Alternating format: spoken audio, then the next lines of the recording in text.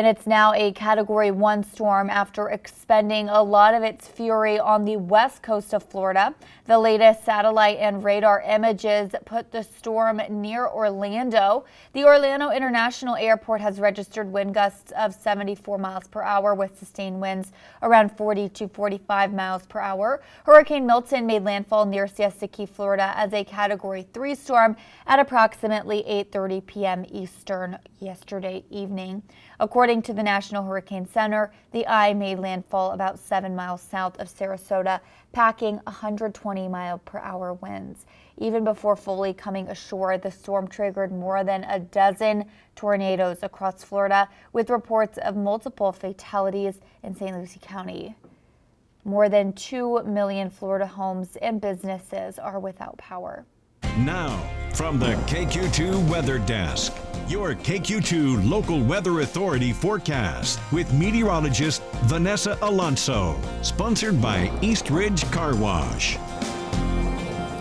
Well, Vanessa, we've been looking at the damage done thus far by Milton all morning, and it sounds like things have calmed down a bit, but it's not over yet. Yeah, the recovery process hasn't even begun, Courtney.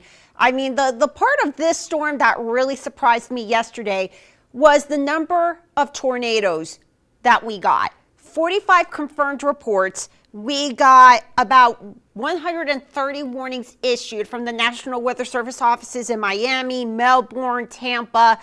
It's crazy on how much that northeastern quadrant really dropped some tornadoes before even the storm made landfall in Siesta Key late last night as a powerful Category 3 hurricane with winds at 120 miles per hour. Now, Tampa was spared from the storm surge due to the offshore winds being on the northern eye wall, but it still got slammed with powerful hurricane force winds, and that continued into not the Atlanta metro, the Orlando metro area, now into Daytona Beach, and now it's off the Space Coast of Florida as a Category 1 hurricane on this Thursday morning with winds at 85 miles per hour, and now it's moving off into the Atlantic where it's going to become a remnant low over the next several days.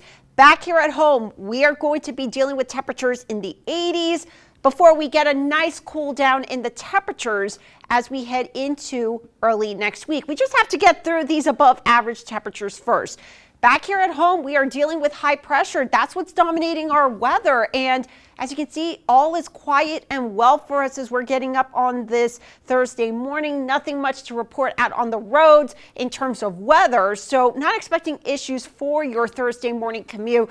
Temperatures as you're heading out the door right now, 49 degrees.